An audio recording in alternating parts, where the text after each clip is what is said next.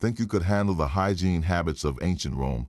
Picture this: you walk into a public restroom nearly 2,000 years ago, and instead of toilet paper, you're handed a sponge on a stick, one that's been used by dozens of people before you. No rinsing, no sanitizing, just a quick dunk in a bucket of vinegar before it's passed along. If that makes you squirm, buckle up, because Roman cleanliness was a world away from what we consider hygienic today. From communal sweat scrapers in bathhouses to urine-based toothpaste, their daily routines would leave most modern people utterly bewildered. But here's the twist: the Romans saw themselves as the pinnacle of civilization, and their hygiene rituals were as much about status and sophistication as they were about practicality. The average citizen took pride in their elaborate baths, their perfumes, even their public latrines as symbols of progress.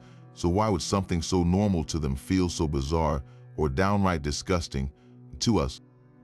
That's the fascinating contradiction we're diving into today, because when you peel back the marble facades and polished statues, you realize Roman cleanliness wasn't just about getting clean. It was a social spectacle, a political statement, and sometimes a health hazard in disguise.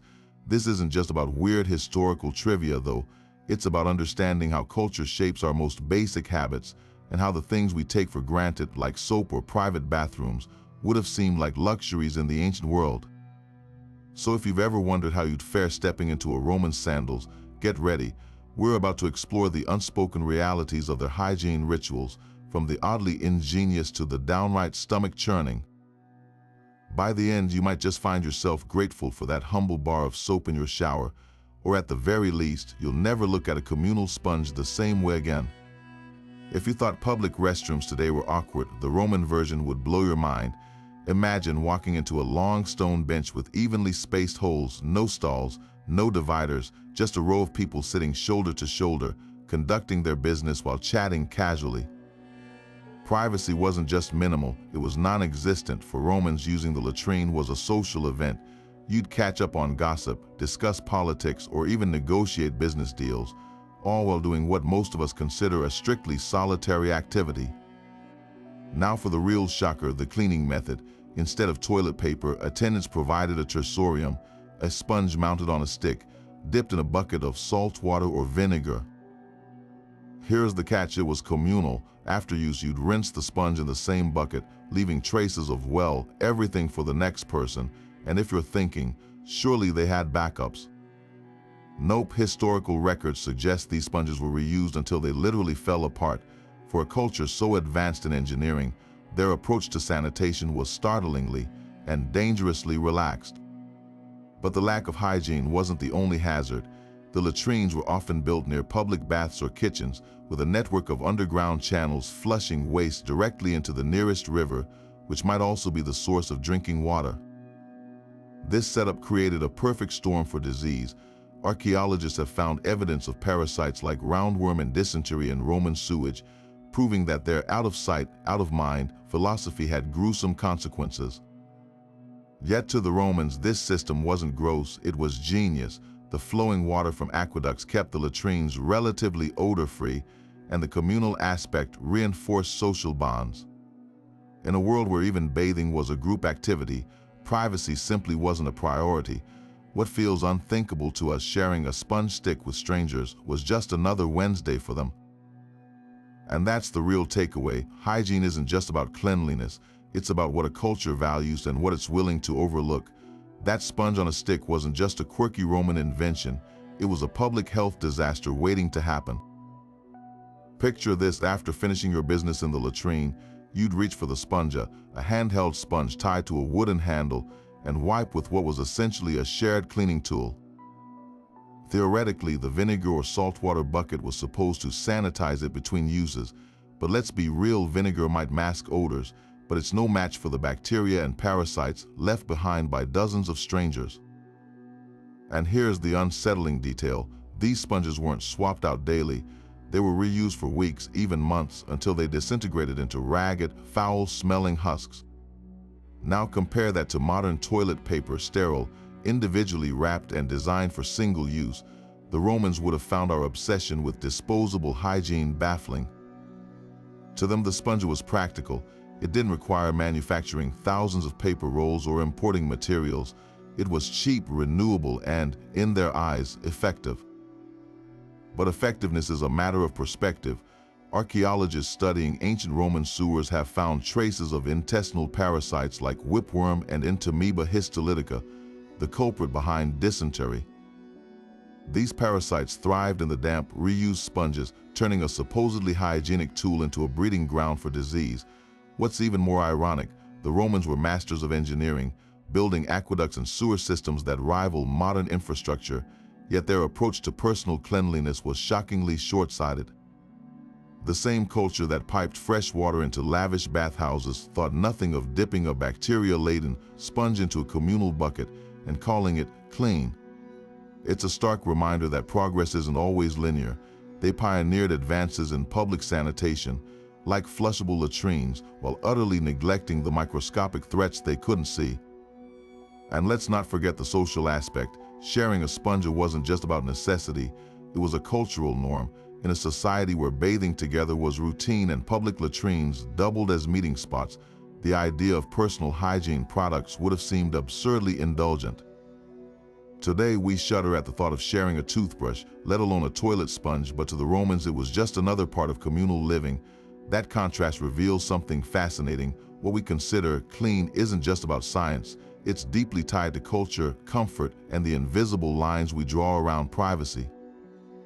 So the next time you reach for that soft, disposable toilet paper, take a second to appreciate it, because as the Romans proved, sometimes the most basic conveniences are the ones that separate us from a world of shared sponges and silent, creeping plagues.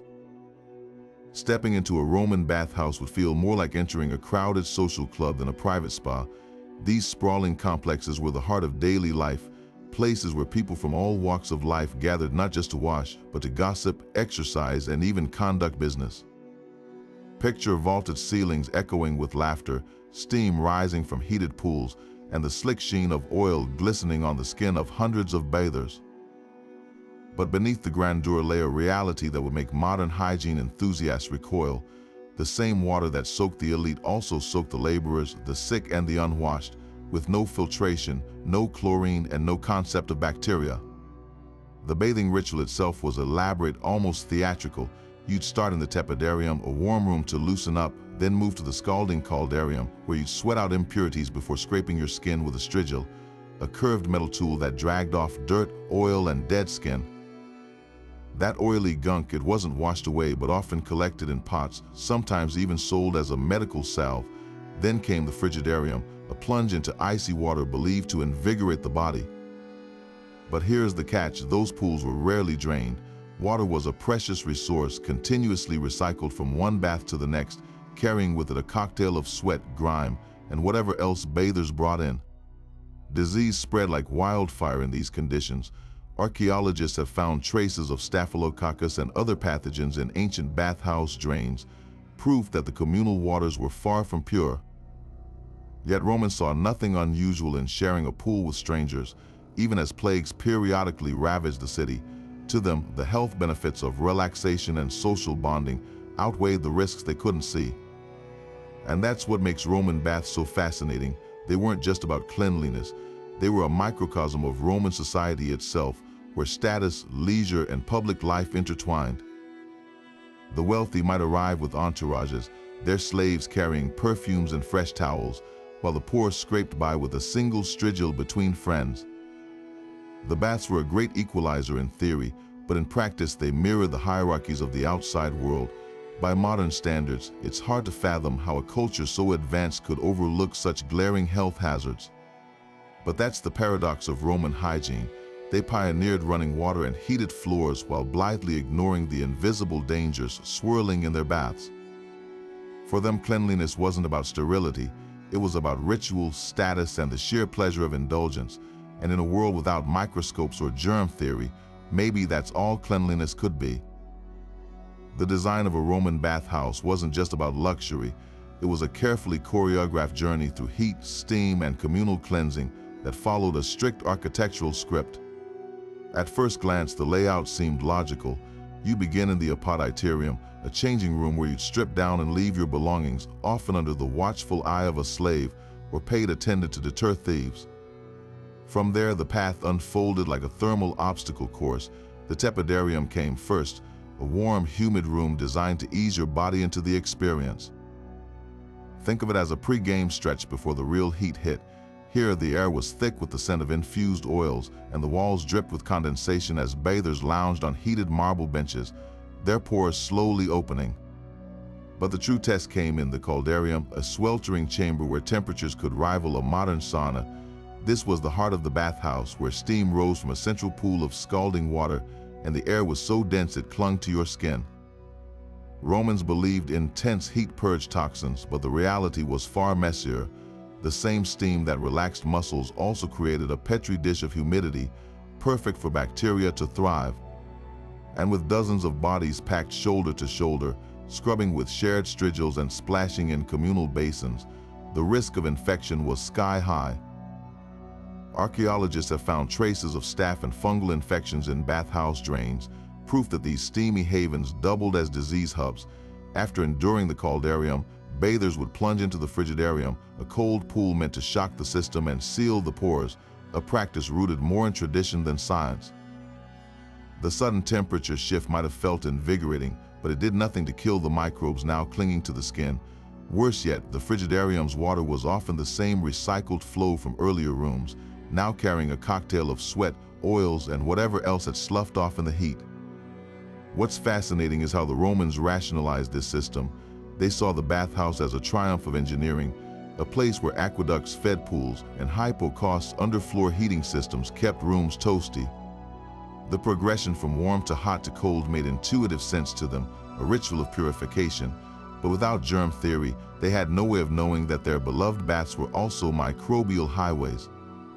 The same infrastructure that brought fresh water in also trapped pathogens, turning what should have been a cleansing routine into a gamble with every visit. And let's not forget the social hierarchy etched into the floor plan.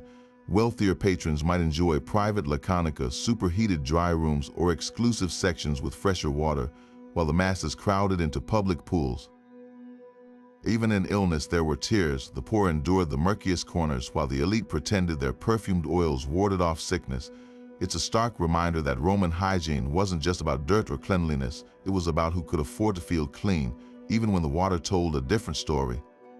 So the next time you step into a pristine, chlorinated pool, spare a thought for the Romans. Their baths were marvels of their time, blending social ritual with engineering genius. But beneath the marble and mosaic, those same baths hid a truth we'd recoil from today. Sometimes the places meant to make you clean could leave you filthier than when you arrived. If you thought sharing a sponge stick was bad, brace yourself for one of Rome's most eyebrow-raising hygiene hacks: urine as a multi-purpose cleaner. That's right, the same liquid waste we flush away without a second thought was treasured by the Romans as a powerful bleaching agent. Public urinals, called horrifically, weren't just conveniences, they were collection points. Workers would harvest the urine, let it ferment for days, yes, ferment, and then sell it to laundries and even dentists. The ammonia that built up during this process acted as a natural disinfectant and stain remover, perfect for whitening togas or scrubbing muck from tunics. Now imagine walking past a Falonica, a Roman laundry, where vats of stale urine bubbled as workers stomped on clothes like grapes in a wine press. The stench must have been overwhelming, but to the Romans it was just the smell of practicality. They didn't see waste, they saw chemistry at work. Even more jarring, dentists recommended using urine as a mouthwash to brighten teeth. The ammonia did have mild whitening properties, but the idea of swishing with a liquid that had been repurposed would make any modern dentist cringe. What's fascinating isn't just the practice itself, but how casually it was accepted. Roman law even slapped a tax on urine collection, proving how valuable this waste product had become. Emperor Vespasian famously defended the tax by quipping, "Money doesn't smell," a blunt acknowledgement that utility trumps squeamishness, and he wasn't wrong. Ammonia does break down organic stains. The problem, without understanding germ theory, the Romans had no clue they were trading stains for a whole new set of risks. Urine straight from the body is relatively sterile, but once it's left to ferment in open vats, it becomes a breeding ground for bacteria. That clean toga might have been stain-free, but it could also harbor invisible hitchhickers. Yet in a world without soap as we know it, urine was a grimly effective solution. The Romans even differentiated between fresh and aged urine, using the latter for tough jobs like scrubbing grease from wool. It's a stark reminder of how necessity shapes hygiene, and how our modern revulsion says more about our luxuries than their logic. After all, in 2,000 years, will someone be equally horrified that we once brushed our teeth with minty foam from a plastic tube? Maybe, but for now, let's just be grateful that laundry day no longer involves a bucket of someone else's, well, you know. The life of a Roman fuller was anything but glamorous. These laundry workers spent their days knee-deep in vats of stale urine, trampling clothes like winemakers crushing grapes. The process was simple. Soiled garments were soaked in fermented urine, then stomped and scrubbed until the ammonia broke down dirt and grease. To the Romans, it was just another job, but to modern senses, the stench alone would have been unbearable. Picture a workshop reeking of ammonia and sweat, where workers slipped and slid on soggy fabric, their bare feet churning the murky liquid. And if you think that sounds bad, here's the kicker: the urine wasn't fresh. It was collected from public urinals and left to ferment for days, sometimes weeks, before being poured into the vats. The longer it sat, the stronger and more effective it became as a cleaning agent. Fullers didn't just handle clothes, they were also the go-to experts for restoring the bright white of a toga, a symbol of status in Rome. After the urine treatment, garments were rinsed in clean water if available and stretched on wooden frames to dry. But even then, the smell lingered. Wealthy clients might pay extra for a final rinse with fragrant oils or perfumes, but for most Romans, the faint whiff of ammonia was just part of wearing clean clothes. The irony: fulleries were often located near public baths or water sources, meaning the same aqueducts that supplied fresh drinking water also carried runoff from these urine-soaked workshops. Archaeologists have found traces of detergents like fuller's earth, a type of clay, mixed with urine residues in ancient drains, proving how deeply entwined this practice was with daily life. And while the ammonia did have genuine cleaning power, the lack of sterilization meant clothes could come out smelling cleaner while still harboring bacteria or parasites. What's fascinating isn't just the process itself, but how normalized it was. Fullers were respected tradesmen, their work essential to maintaining the Roman facade of cleanliness. Yet their shops were often tucked away in poorer neighborhoods, a nod to the grimy reality behind Rome's polished image. Even the tools of the trade, wooden racks, vats, and stomping stalls, were designed for efficiency, not comfort. Workers suffered from skin irritations and respiratory issues, their hands and feet cracked from constant exposure to harsh ammonia. In a world without soap as we know it, urine was a grimly effective solution. But it's also a stark reminder of how far we've come and how much we take for granted. Next time you toss a load into the washing machine, spare a thought for the fullers of Rome, who turned waste into a commodity and probably held their noses the whole time. Walking through ancient Rome streets after sunset wasn't just a stroll, it was an obstacle course of filth. The glamorous marble facades and grand monuments hid a grimy reality. The streets served as open sewers where waste of every kind mingled with mud and rainwater. Chamber pots were routinely emptied out of upper-story windows, often with nothing more than a shouted warning to anyone below. Imagine the splatter of last night's dinner hitting the cobblestones, or worse, the splash of something far less appetizing soaking into your sandals. Pedestrians learned to hug the walls, avoiding the center of the road where refuse collected in stagnant puddles. This wasn't just a matter of inconvenience, it was a public health nightmare. During heavy rains, the streets transformed into rivers of sludge, carrying everything from food scraps to animal carcasses toward the nearest drain, or, worse, into the Tiber. The famed Cloaca Maxima, Rome's ancient sewer system, did little to help the average citizen. While it efficiently funneled waste from public latrines and bathhouses, most residential areas relied on gutters that overflowed at the slightest downpour. The stench was so pervasive that wealthy Romans carried scented sachets or pressed perfumed cloth to their noses when venturing outside. But here's the twist: the Romans knew this was a problem. Laws like the Lex Iulia Municipalis tried to regulate street cleaning, requiring property owners to maintain the sidewalks in front of their homes, yet enforcement was spotty at best. Slaves or hired sweepers might shovel muck into alleys, but without a dedicated sanitation force, the waste just moved from one place to another. Even the famous Roman love of public baths couldn't offset the filth. After all, What good was a scrubbed body if you had to wade through garbage to get home? And then there were the animals. Stray dogs, rats, and even pigs roamed freely, scavenging from the heaps of refuse. Archaeologists have found evidence of butchered livestock dumped in the streets, their bones gnawed by rodents before being buried under layers of mud.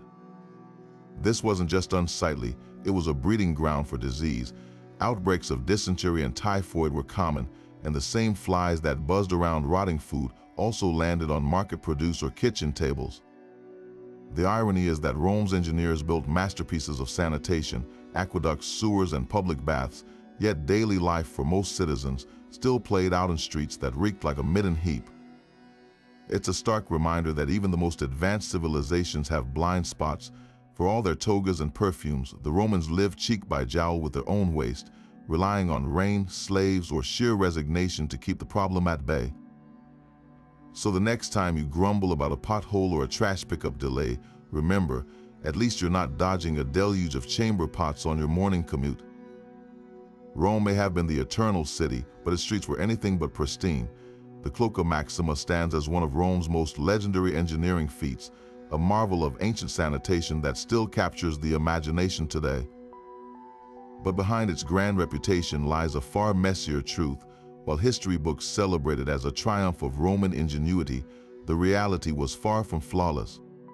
Picture this: a massive stone channel, originally built to drain the marshy Forum area, now overloaded with the waste of 1 million people. When heavy rains hit, the system didn't just channel water, it became a raging torrent of raw sewage, vomiting its contents straight into the Tiber. That same river, by the way, was where many Romans drew their drinking water. Archaeological evidence paints a grim picture. Sediment samples from the Tiber's ancient banks contain layers of human and animal waste, mixed with everything from rotting food to industrial runoff. The Cloaca Maxima wasn't a closed system, it was an open artery of filth, with grates and spillways designed to relieve pressure by dumping excess waste into the river. And here's the cruel irony: the same aqueducts that supplied Rome's baths and fountains also pulled water from the Tiber downstream, meaning the city was literally drinking its own refuse. But why didn't the Romans fix it? For starters, they lacked the technology to create a truly sealed sewer network. The Cloaca stone channels were porous, allowing groundwater to seep in and overwhelm the system during storms. And while the wealthy could afford private cisterns or filtered water brought from springs, the average citizen had no choice but to rely on contaminated public fountains. Even the famed engineer Vitruvius warned against building near marshes or stagnant water, yet Rome's elite kept expanding the city, treating the Cloaca as a magic fix rather than addressing its limitations. The consequences were predictable. Outbreaks of waterborne diseases like dysentery and typhoid were routine, with historians linking major plagues to periods of heavy rain and sewer overflows. Yet the Romans doubled down on their belief in the system, even celebrating the Cloaca as a sacred monument. The goddess Clocina, a bizarre fusion of cleanliness and sewage, was worshipped at a shrine near the Forum, proof of how deeply they mythologized their own infrastructure. So next time you hear the Cloaca Maxima praised as a wonder of the ancient world, remember, it was also a reminder that even the mightiest civilizations can't engineer their way out of every problem.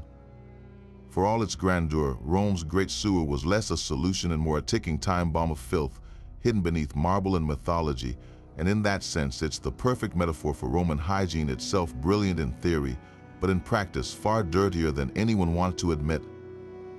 Rome's aqueducts were engineering masterpieces, glistening arteries of fresh water that snaked across the countryside, delivering life to a thirsty metropolis. But nestled within those stone marvels lurked a silent killer. Lead pipes, the same material that made Roman plumbing so durable, also poisoned the very water it carried. Modern archaeologists have tested ancient pipe fragments and found staggering levels of lead, sometimes 100 times higher than what's considered safe today. Over time, that poison seeped into every cup, every bath, every meal, and the Romans never even knew. Lead wasn't just common in pipes, it was everywhere. They cooked with lead pots, sweetened wine with lead syrup, even used lead-based makeup, but the pipes were the real culprit, leaching toxins into the water supply day after day, year after year. Scientists studying Roman skeletons have found telltale traces of lead in bones and teeth, evidence of a population slowly accumulating poison in their bodies. The symptoms: chronic fatigue, memory loss, infertility ailments the Romans blamed on bad air or the gods, Emperor Nero's infamous erratic behavior. Some historians speculate lead poisoning might have played a role. Here's the cruel irony: Rome's aqueducts were designed to deliver purity, but the pipes turned that promise toxic. Unlike modern systems that use inert materials, Roman pipes were practically designed to corrode. Water rich in minerals, especially from mountain springs, reacted with the lead, creating a thin, poisonous film that dissolved into every sip. The wealthier you were, the worse the risk. Elite homes often had direct pipe connections, meaning their water absorbed even more lead before reaching their cups. Modern reconstructions show just how bad it got. A single day's worth of Roman tap water could contain 50 times the lead levels deemed safe by today's standards. Over a lifetime, that added up to catastrophic damage. Researchers have linked lead exposure to Rome's declining birth rates, and even the empire's political instability. Impaired judgment from chronic poisoning might have fueled erratic decisions by leaders. Yet the Romans adored their aqueducts, boasting about them as proof of their supremacy. They marveled at the clear, cold water without realizing it carried an invisible curse. For all their sophistication, they lacked the tools to detect the danger. No microscopes, no chemistry, just a fatal blind spot in their quest for cleanliness. Today we know better, but their story remains a chilling reminder. Progress isn't just about what we build, it's about understanding what we can't see. Garum wasn't just a condiment in ancient Rome, it was an obsession. Imagine a sauce so pungent, so overwhelmingly fishy, that its stench could clear a room, yet Romans drizzled it on everything from fruit to dessert. This fermented fish paste was the ketchup of the ancient world, a staple in every kitchen, and its production process would make even the most adventurous foodies gag. Picture this: barrels of fish guts, heads, tails, and all, left to rot in the sun for months, stirred occasionally until they dissolved into a thick, briny liquid. The resulting sludge was then strained, bottled, and sold as a gourmet delicacy. The Romans didn't just tolerate garum, they adored it. Wealthy households prized rare varieties aged like fine wine, while soldiers carried portable jars to spice up bland rations. Chefs used it to enhance meats, vegetables, even sweets. Its umami punch was the secret ingredient in countless recipes. But here's the catch: modern taste buds would recoil at the real thing. Authentic garum wasn't the mild, filtered fish sauce we know today. It was chunky, murky, and packed with chunks of decomposing seafood. Its aroma so potent that factories were banished to the edges of cities. Pliny the Elder wrote that the best garum was made from mackerel guts, fermented until the mixture turned almost black, a far cry from today's sterilized, mass-produced versions. What's fascinating isn't just the sauce itself, but what it reveals about Roman priorities. In a world without refrigeration, fermentation was a survival tactic, a way to preserve food and extract maximum nutrition. Garum's high salt content acted as a natural preservative, while its rich glutamate levels made even simple dishes taste luxurious. But the Romans took it further, convinced garum had medicinal properties, prescribing it for everything from dog bites to dysentery. Archaeologists have found garum jars in military camps and remote villas, proof of its reach across the empire. Yet for all its popularity, garum had a dark side. Factories reeked so badly that workers were often slaves or the desperately poor, their lungs scorched by ammonia fumes from rotting fish. Stray animals and birds flocked to the pits, spreading scraps and disease. And while the Romans believed the fermentation process purified the sauce, we now know those open vats were breeding grounds for bacteria. A single batch could harbor parasites, botulism, or worse risks the Romans dismissed in their pursuit of flavor.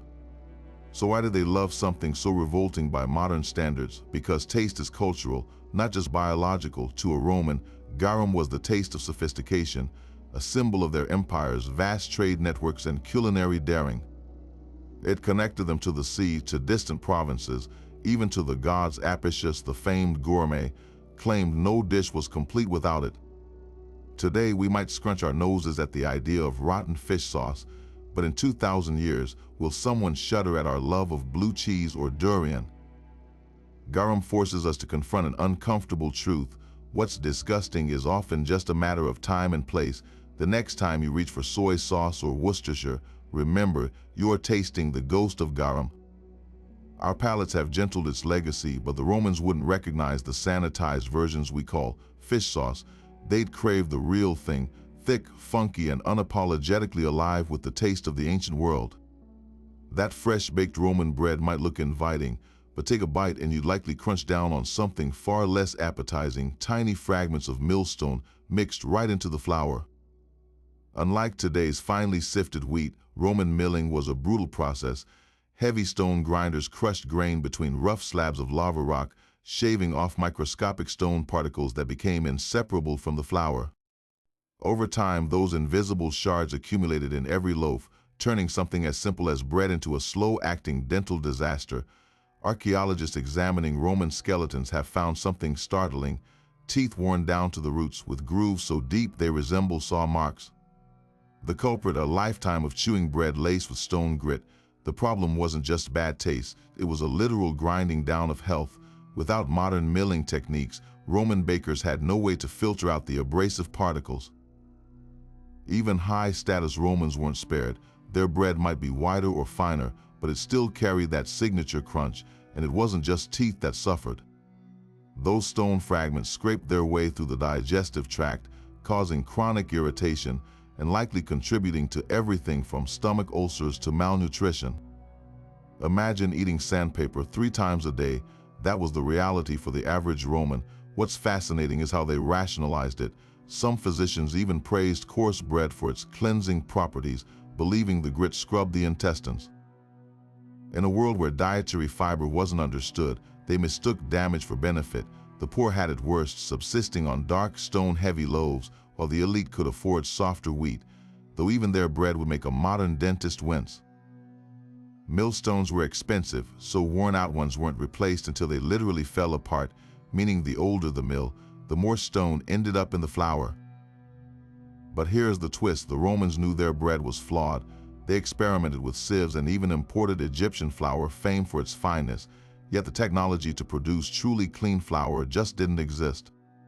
For all their engineering brilliance, they couldn't solve the problem hiding in their daily bread, and so they ate on, unwittingly trading every meal for a little more toothless future.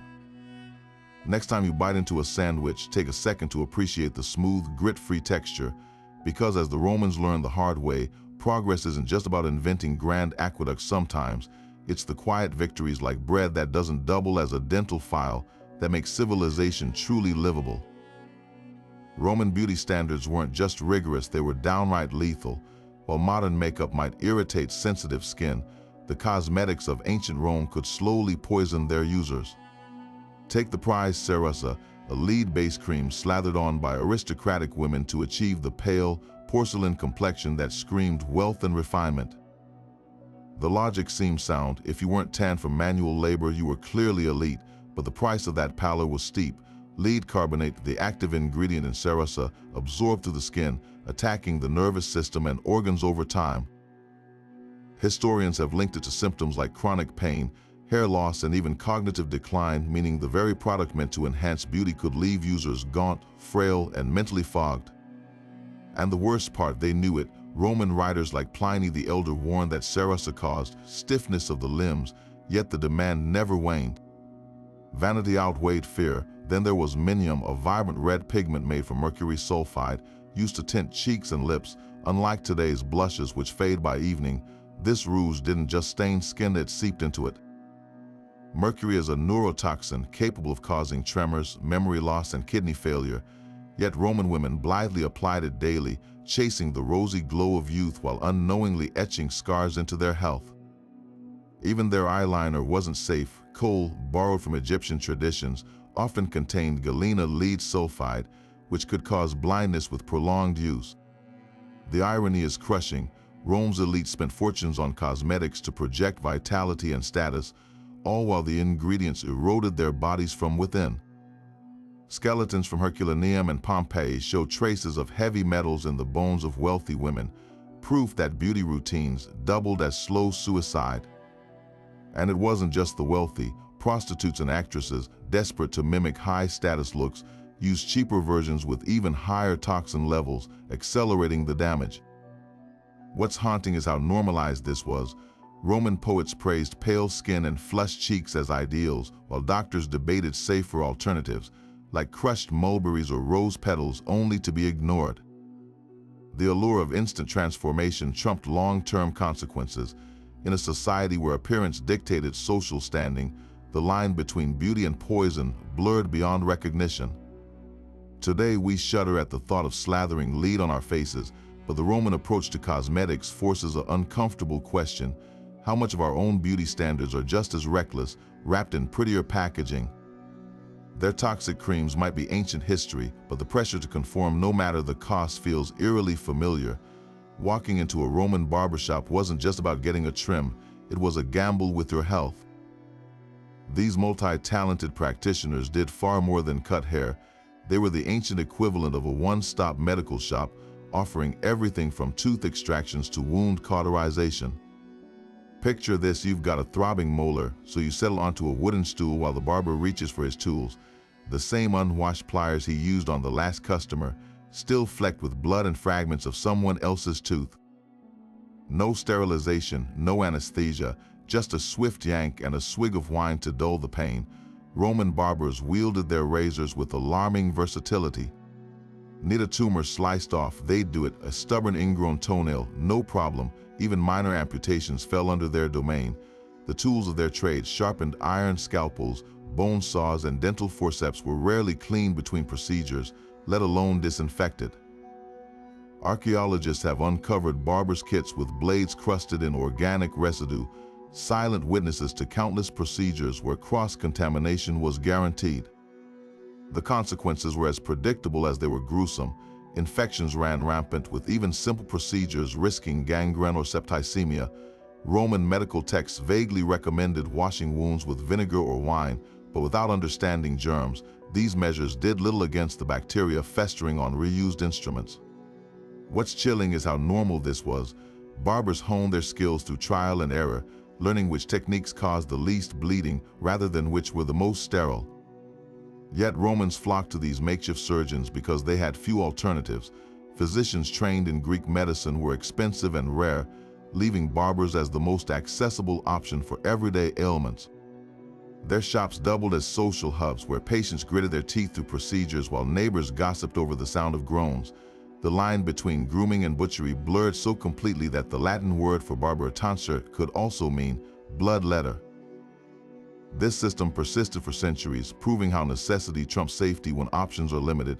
Today, we shudder at the thought of a hairdresser extracting teeth, but for Rome's citizens, it was just another quirk of urban life, one where a clean shave and a life-threatening infection could come from the same blade. Gladiators weren't just athletes or warriors in ancient Rome. They were walking pharmacies of dubious love potions. After a grueling match in the arena, their sweat and grime didn't go to waste. Wealthy Roman women would pay exorbitant sums for the dirt scraped from a gladiator's skin, believing it possessed magical aphrodisiac properties. This wasn't just a fringe superstition, it was a full-blown industry. Merchants collected the oily residue left on strigils, those curved metal tools used to scrape off sweat and dirt, and packaged it in tiny vials marketed as lovers' charms. The logic: if a gladiator's strength and virility could captivate thousands in the stands, surely his essence could ignite passion in the bedroom. The craze didn't stop at sweat. Gladiator blood was another prized ingredient, often mixed into cosmetics or potions. Even the dust from the arena floor, soaked with the sweat and blood of combat, was sold as a fertility aid. The irony was thick enough to choke on. These same elites who sneered at the lower classes for their filthy habits were literally rubbing arena grime into their skin. And while the wealthy dabbed on gladiator essence like expensive perfume, the men who produced it were often slaves, their bodies commodified long after the fights ended. What's fascinating isn't just the practice itself, but how it reveals the contradictions of Roman hygiene. They built intricate baths and sewage systems, yet saw no issue with smearing themselves with another person's sweat. Physicians like Galen scoffed at the trend, calling it superstitious nonsense, but their warnings were drowned out by cultural obsession. In a society that worshipped physical prowess, the line between medicine and magic blurred. The darker side: many of these potions contained lead or mercury, ingredients already poisoning the elite through their makeup. So while they chased passion, They were also layering toxins onto their skin. It's a bleakly poetic twist. The very potions meant to enhance desire might have been dulling their health and their senses all along. In the end, gladiator sweat potions were more than just a quirky fad. They were a window into Roman anxieties about power, status, and intimacy. For all their engineering brilliance, they couldn't engineer away the human craving for control over love, over bodies, even over death. And so they lathered on the grime of champions, hoping some of that strength would rub off. What they didn't realize, the only thing they were rubbing in was desperation. Roman doctors didn't just dabble in questionable treatments, they doubled down on remedies that would make modern pharmacists faint. Case in point, crocodile dung pessaries. Yes, you heard that right. Women suffering from gynecological issues were instructed to insert balls of dried Nile crocodile excrement as a supposed cure. The logic: ancient physicians believed the animal's fierce nature transferred healing properties through its waste. Never mind that this treatment likely introduced dangerous bacteria where it could do the most harm. But the absurdity didn't stop there. Mouse ashes were another popular prescription, particularly for toothaches. The recipe was grimly specific: burn an entire mouse, fur, bones, and all, then rub the charred remains directly onto aching gums. Some variations called for mixing the ashes with honey or vinegar, as if sweetness or acidity could mask the fact that you were essentially packing dead rodent into your mouth. What's fascinating isn't just the grotesque nature of these remedies, but the twisted logic behind them. Roman medicine operated on the principle of like cures like, or shock therapy for the body. Mouse teeth were thought to strengthen human teeth. Dung's foul smell was believed to repel illnesses. Even more disturbing, these weren't last resort treatments. They were mainstream practices documented in respected medical texts. Galen himself praised the use of animal excrements in certain compounds, while Pliny the Elder's encyclopedia listed dozens of fecal remedies, from elephant dung for nosebleeds to goat droppings for eye infections. The truly tragic part: these cures often made conditions worse. Imagine inserting bacteria-laden crocodile dung into an already inflamed area, or rubbing open gum sores with rodent remains. Infections were practically guaranteed, yet the blame usually fell on the patient's weak constitution rather than the treatment itself, and the demand for these ingredients created a bizarre black market. Crocodile handlers along the Nile harvested dung specifically for Roman physicians, while mouse breeders raised rodents solely for burning. The line between medicine and myth blurred so completely that even educated Romans couldn't separate fact from fecal matter. We might laugh at these practices now, but they reveal a sobering truth. When desperation meets ignorance, even the most advanced civilizations can mistake filth for healing. The real miracle isn't that these treatments failed, it's that anyone survived them at all. Here's something that might surprise you. The Romans, for all their baths and perfumes, didn't actually use soap. Not as we know it anyway. Instead of lathering up with suds, they relied on a much more primitive method: slathering themselves in olive oil, then scraping it off with a curved metal tool called a strigil. Think of it as exfoliation taken to the extreme. They'd rub oil over their skin to loosen dirt and sweat, then drag the strigil across their bodies, pushing the grimy mixture off in clumps. It might have left their skin feeling smooth, but here's the problem: bacteria and dead skin cells, those mostly stayed put. Modern science shows just how flawed this system was. Soap doesn't just lift dirt, its chemical structure breaks down oils and microbes, washing them away completely. The Roman method: it was like using a squeegee on a greasy windshield. Some grime came off, but a stubborn film always remained. Archaeologists studying ancient strigils have found traces of skin cells and microbes still embedded in the metal crevices, proof that the scraping ritual was far from thorough. And since the same strigil was often reused, sometimes by multiple people in public baths, it became a vector for everything from staph infections to fungal skin conditions. The wealthy tried masking the lingering grime with perfumes and scented oils, but those only covered the problem, much like dousing a trash can in cologne instead of taking out the garbage. Even their famed public baths, with their steaming pools and luxurious marble, were essentially giant petri dishes where bacteria thrived in the warm, oily water. The strigil ritual wasn't just ineffective, it actively spread germs from one bather to the next. What's fascinating is that the Romans had access to soap-like substances. The Gauls and Germans were making early forms of soap from animal fats and ashes, but the Romans dismissed it as a barbarian product. They clung to their oil and scrape method, convinced it was the height of sophistication. It's a stark reminder that progress isn't just about invention, it's about acceptance. For all their engineering genius, the Romans' pride might have been the very thing keeping them dirtier than they realized. Next time you lather up with a bar of antibacterial soap, take a second to appreciate the quiet miracle of modern hygiene, because as the Romans proved, sometimes the difference between clean and feeling clean is a matter of chemistry, not just scraping hard enough. Funerals in ancient Rome were public spectacles, grand processions, winding through crowded streets, with mourners wailing alongside the open pyres where bodies burned. Unlike today's sealed mortuaries and controlled cremations, Roman funerals were messy, smoky affairs, the ashes of the dead mingling with the air breathed by the living. Picture this: a pyre blazing in the heart of the city, its embers carried on the wind to settle on market stalls, rooftops, even into open food pots. The same breeze that cooled a child's face might also carry the grit of someone else's grandfather.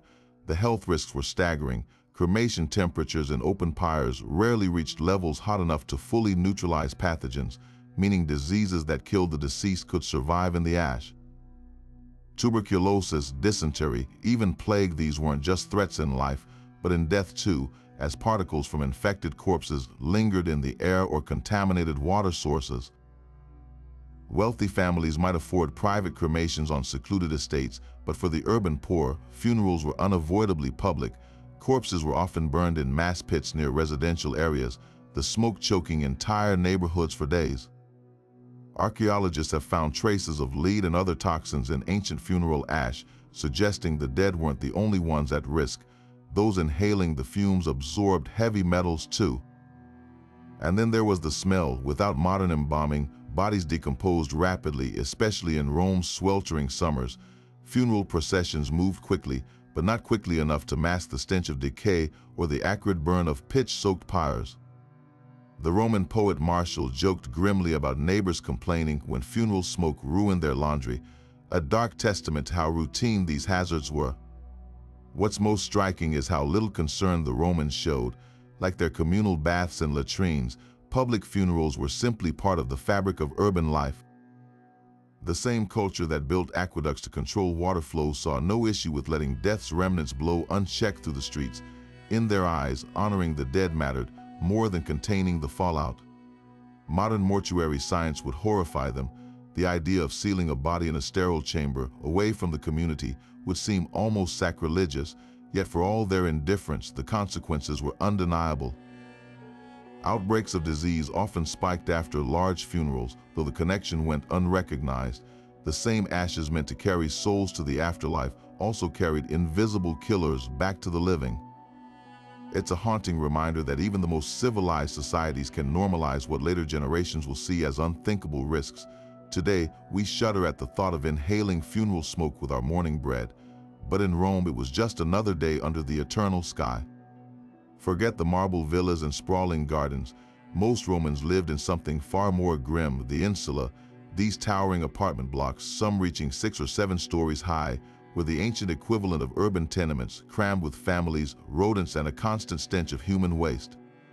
Picture a building slapped together with cheap timber and crumbling mortar, its walls so thin you could hear your neighbors' arguments, or worse, their chamber pot being emptied out the window. There was no running water, no sewage system, just a single shared latrine at ground level that often overflowed into the streets. And with rent sky high in the city center, families squeezed into single rooms barely bigger than closets, sleeping on flea-infested straw mats. The poorest residents got the worst spots, the upper floors where steep, rickety staircases deterred all but the most desperate. In winter, these drafty rooms turned icy. In summer, they baked like ovens. Fires were constant hazards, with open flames used for cooking and heating in buildings made mostly of wood. When a blaze broke out, and they often did, there were no fire escapes, just sheer drops to the alleys below. The Roman satirist Juvenal joked darkly that if you lived on the top floor, you'd already be dead from smoke inhalation before you even realized the ground floor was burning. But the real horror, the vermin, mice and rats weren't just nuisances, they were cohabitants, gnawing through food stores and leaving droppings in every corner. Archaeologists excavating insular ruins have found layers of rodent bones mixed with household debris, proof of an endless battle against infestation. And then there were the bed bugs, fleas, and lice thriving in the close quarters.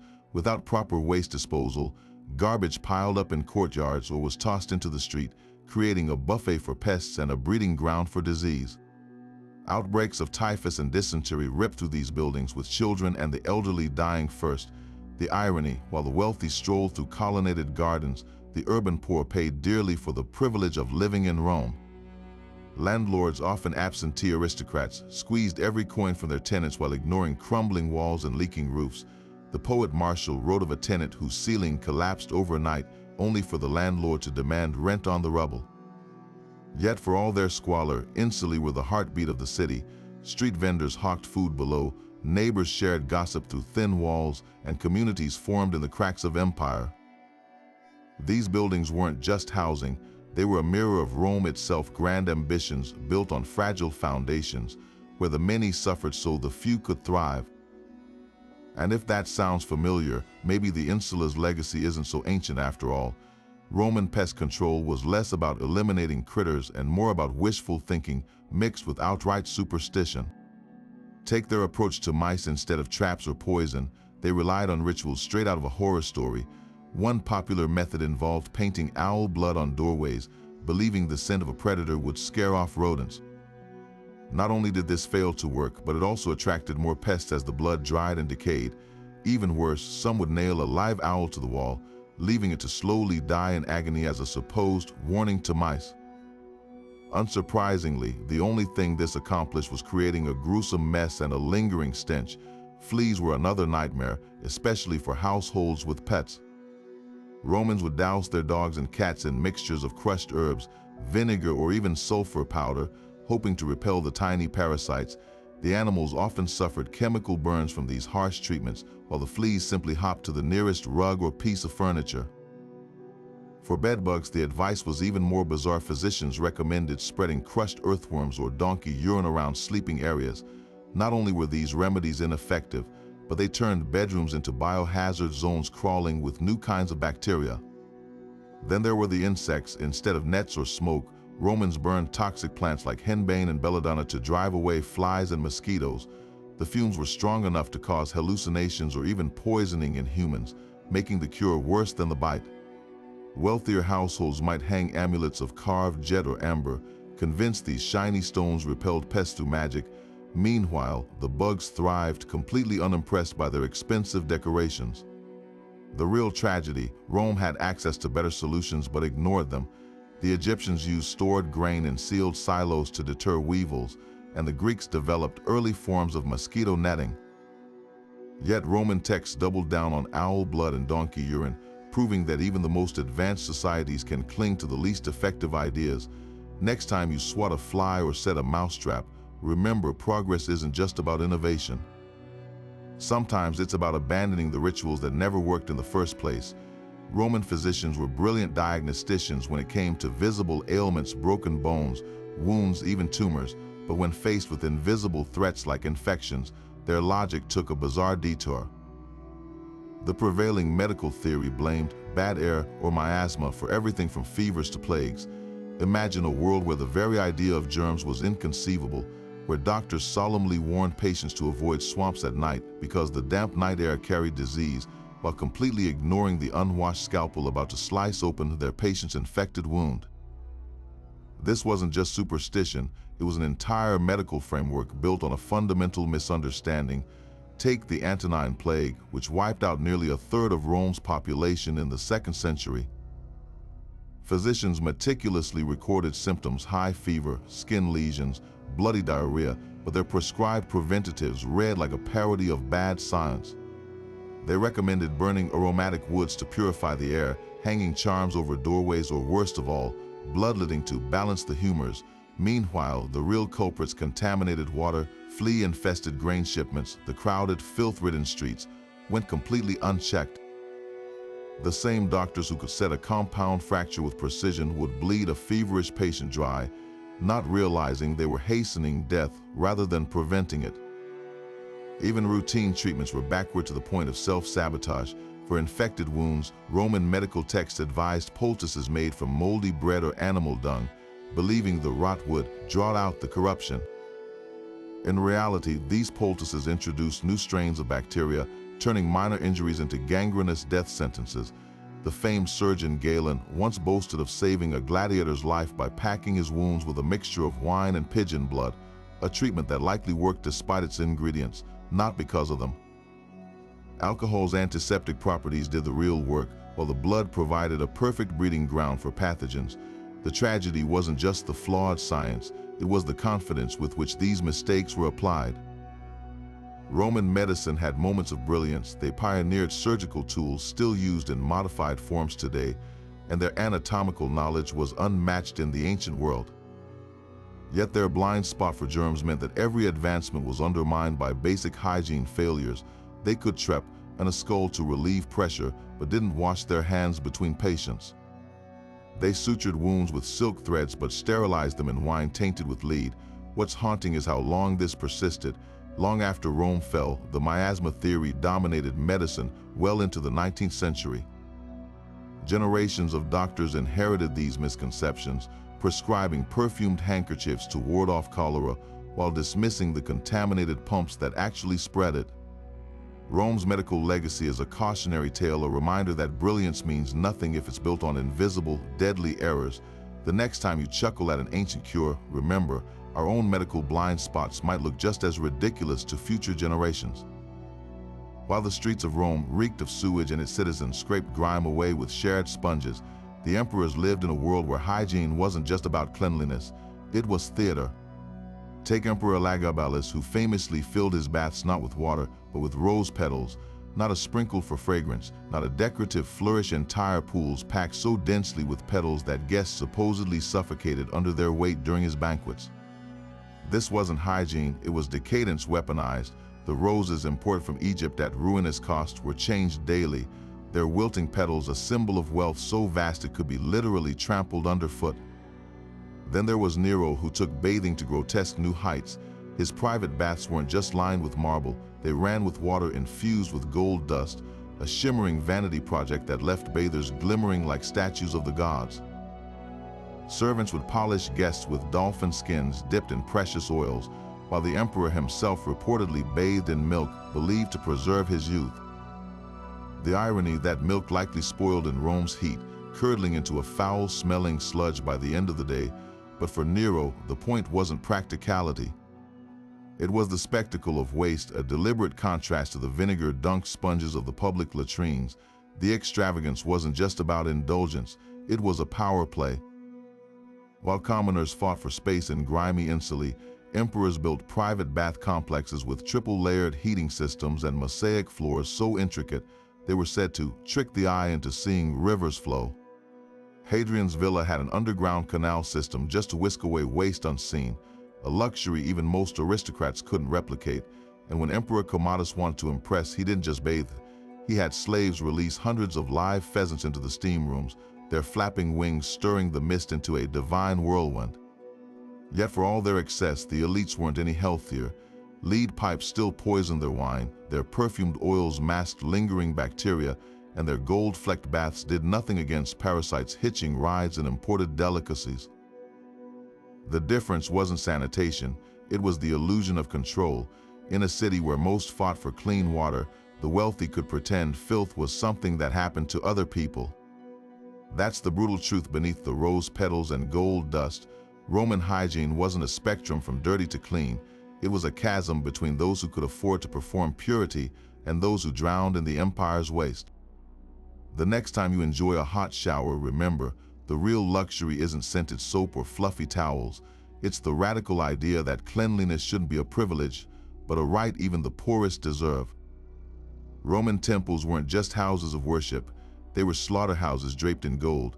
While modern faiths might sprinkle holy water or light cleansing candles, Roman purification rituals relied on something far more visceral, the blood of sacrificed animals gushing over altars. Picture a priest in pristine white robes slitting the throat of a bull, its hot blood spraying across marble steps as worshippers crowded closer to be splashed by the sacred shower.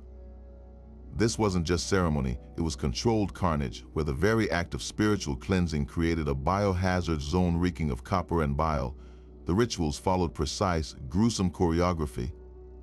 A flawless white bull would be led to the altar, its horns gilded, its flanks washed in wine, only for the priest to drive a blade deep into its neck. As the animal collapsed, its entrails were immediately ripped out for inspection by haruspices, the soothsayers who read the future in the arrangement of glistening organs. The meat might be distributed to the poor or roasted for feasts, but the blood pooled in the temple drains, the hooves and bones left to rot in sacred pits. Archaeologists excavating these sites have found layers of compacted animal remains, some pits containing the skeletons of thousands of birds, sheep, and pigs, all sacrificed in the name of purity. What's striking is the disconnect between intent and reality. The Romans sincerely believed these rituals cleansed spiritual pollution, yet the physical aftermath was anything but clean. Flies swarmed over discarded organs, stray dogs lurked near altars for scraps, and the stench of rotting offerings clung to priestly robes. During major festivals like the Lupercalia, where priests ran naked through the streets smearing blood on bystanders, the line between sacred and septic blurred entirely. Even the tools of ritual carried hidden dangers. The same bronze knives used to slit animals' throats were also used in public banquets, wiped clean with cloth but never sterilized. The bowls that caught sacrificial blood doubled as drinking vessels during temple feasts, and the wooden altars, soaked through with decades of blood and fat, became breeding grounds for bacteria that no amount of incense could mask. But perhaps the greatest irony was the fate of the priests themselves. These men tasked with maintaining ritual purity were constantly covered in gore, their hands cracked and infected from handling carcasses, their lungs scarred by smoke from burning fat. The god Asclepius might have been the patron of healing, but his temples reeked of death, a reminder that in ancient Rome, the path to divine favor often walked ankle deep in offal. We might shake our heads at the contradiction, but their logic held its own grim symmetry. If purity required sacrifice, then surely the messier the offering, the more powerful the cleansing.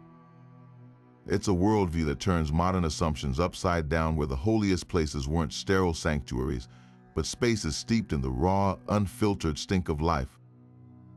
And death, Rome's legacy of hygiene, is a tapestry of brilliance and blind spots, a civilization that engineered aqueducts to deliver fresh water while letting lead pipes poison it, that built lavish baths where citizens scraped their skin clean only to soak in communal bacterial soup. Their achievements were revolutionary. The Cloaca Maxima drained swamps and funneled waste. Public latrines boasted running water centuries before medieval Europe rediscovered plumbing, and their bathhouses became blueprints for modern spas. Yet for every aqueduct, there was a sponge stick dipped in vinegar. For every marble bath complex, a street running with sewage beneath perfumed aristocrats. This was the Roman paradox. They could map the stars and lay roads across continents, but couldn't grasp why their toothless citizens withered from bread laced with stone dust, or why their plagues spiked after grand funerals sent ashes swirling into bread baskets. The tension between innovation and ignorance shaped their downfall as much as their triumphs. Take their famed baths monuments to leisure and civic pride, yet devoid of true sanitation. Modern excavations reveal layers of sediment packed with parasites, proving that the same waters meant to purify became vectors for disease. Or consider their obsession with lead, threading it through pipes, cosmetics, and even wine sweeteners, unaware it was leaching into bones and brains. Rome's engineers conquered distance with roads and water with aqueducts, but their greatest foe, the invisible filth they couldn't see, went unchecked. Yet to dismiss Roman hygiene as mere backwardness misses the point. Their practices reflected a worldview where cleanliness was communal, not clinical. The strigil scraping away sweat in a bustling bathhouse, the shared sponges in latrines, even the streets slick with waste, all spoke to a society that prized connection over isolation, where the rhythms of daily life played out in shared spaces for better or worse. Their failures weren't just gaps in knowledge but cultural choices. The elite's rose-petal baths were as much about displaying wealth as washing, just as the poor's reliance on urine for laundry was less about preference than necessity. What's haunting is how modernity echoes these contradictions. We've replaced communal sponges with antibacterial wipes, yet microplastics now swirl in our water. We scoff at Roman lead pipes while drinking from bottles lined with endocrine disruptors. Their legacy isn't just a cautionary tale, it's a mirror. The same ingenuity that built sewers also normalized horrors like gladiator sweat potions, proving that progress without perspective is just a different kind of filth. Rome's greatest lesson: hygiene isn't just about what we wash away, it's about what we're willing to see. So after this deep dive into Roman hygiene, let's be honest, most of us wouldn't last a single day in ancient Rome without gagging. Imagine waking up to a communal sponge stick instead of toilet paper, brushing your teeth with fermented urine mouthwash, or slathering lead lace cream on your face just to fit in. Even something as simple as grabbing a loaf of bread could leave your teeth filed down like sandpaper from all that stone grit. And don't even get me started on the cleansing power of crocodile dung pessaries. It's wild to think that a civilization so advanced, with aqueducts, heated floors, and sprawling bathhouses, could also normalize sharing a sweat-caked strigil with strangers or drinking water from lead pipes like it was no big deal. The Romans were geniuses in engineering but absolute madmen in daily hygiene. Sure, they invented underfloor heating, but they also thought rubbing gladiator sweat on their skin was a legit love potion. Priorities right, but here's the thing. Their habits weren't just gross by modern standards, they were deadly. From dysentery in the bathhouses to mercury poisoning from rouge, the pursuit of cleanliness often backfired spectacularly. And while we can laugh at the absurdity now, it's also a humbling reminder of how far we've come. Next time you complain about a public restroom, remember, at least you're not elbow to elbow with strangers while wielding a vinegar-soaked sponge on a stick. So, which Roman habit horrified you the most? Was it the urine laundry, the lead makeup, or the mouse ash toothache remedy? Drop your pick in the comments, and maybe give your antibacterial soap an extra squeeze tonight, just to be safe.